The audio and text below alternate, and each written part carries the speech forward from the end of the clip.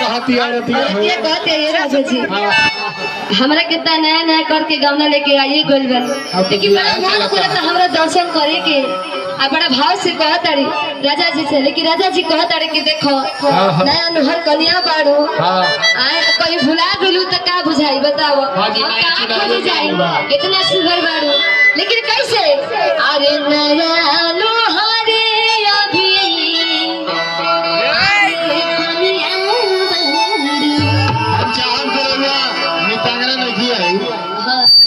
कने ऐसे थोड़े रहले सब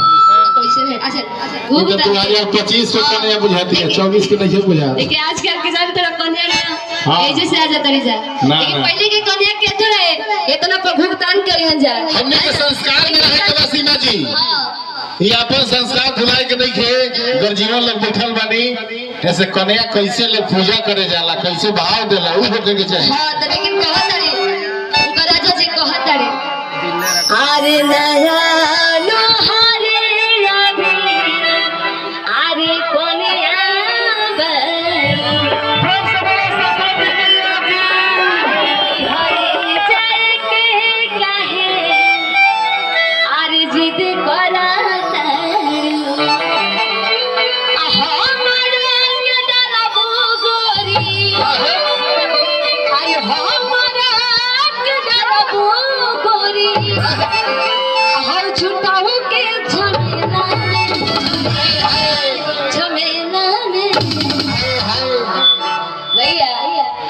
अरे गोरिया भुला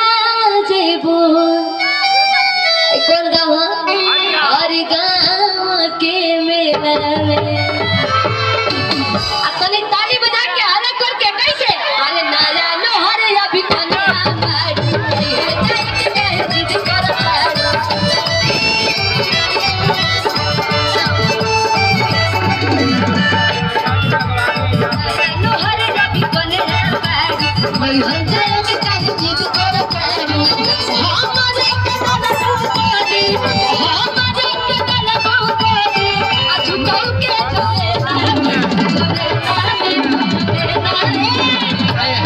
हाँ डिश ब्रेक लेके बस आज दरबार की जय और देखिए संतोष फैंसी अच्छा ही का लिखे नीचे लिखे जा उनकी तरफ से तमाम आशीर्वाद और ऐसी आशीर्वाद की कामना रही कहे कि भाई भैया को प्यारा सा पुरस्कार है Santosh furniture Santosh fancy furniture धन्यवाद क्या बात है भाई धन्यवाद से कार्यक्रम देखे खातिर आइल बा अच्छा लग रहा है करिए लो ताली बजा के आशीर्वाद बतलाई इतना दूर से आइल नहीं 200 किलोमीटर 400 किलोमीटर कम बात बा लेकिन कहे के बा और गोरिया भुला जेबू हर गाँव के मेला में लेकिन कैसे गोरिया भुला जेबू हर गाँव के मेला गोरिया भुला जेबू हर गाँव के मेला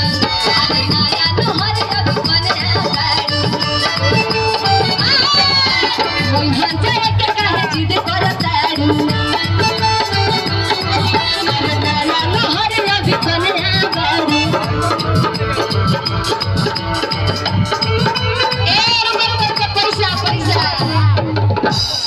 उपहार पंचायत के गुड्डू मुखिया जी की तरफ से तमाम आशीर्वाद ऐसी आशीर्वाद की कामना रही बार बार प्रणाम रही चरण मुखिया जी से कितना ही हो 200 बड़ी कम है नरेगा का काम नहीं चलत का लागत ठेकेदारी काम नहीं मतलब नरेगा में इतना बढ़िया काम चलता गली नाली के माटी वाला जब ये भाई बतलाएं कि हमने के दूर कम से कम 150 किलोमीटर से हम लोग आए हैं मुखिया जी आपके पंचायत में तो कम से कम 500 रुपए चाहते रहे।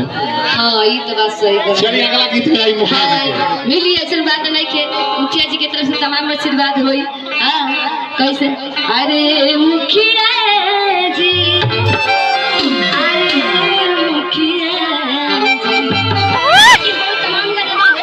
लेकिन अभी भजन के बाद होगी है ना अरे गोरिया भुला जाए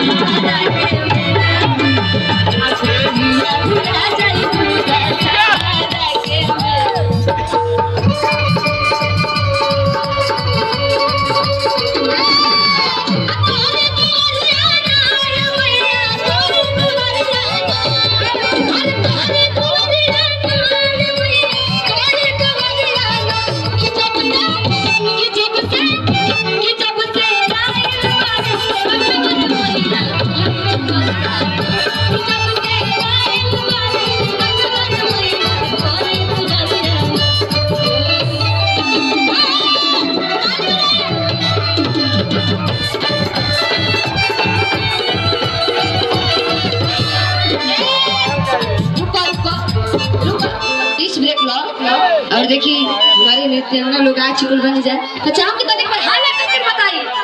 हाला करे महाराज, इतना अच्छा अच्छा लेके आई बन जाए कम बात बा। अच्छा भैया रोग कुछ कौन चाहता नहीं यही कहा चाहता नहीं कि भक्ति भाव हो गया और जिनको चाहना था वो भी आ गई। मेरे तरफ से कहा तुम चांद होती हमारा सितारा होता, कहा तुम चांद होती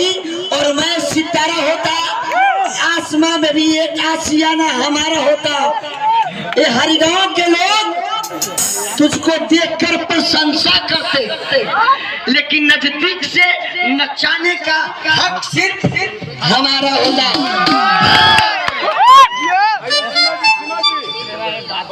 आप लोग नर्तकी और आइए एगो भजन गाए ओकरा बाद हमने के वो दुनिया में चला जाए है ना, जैसे ना वैसे ना होके गाए के बाद अभी ना अच्छा हाँ।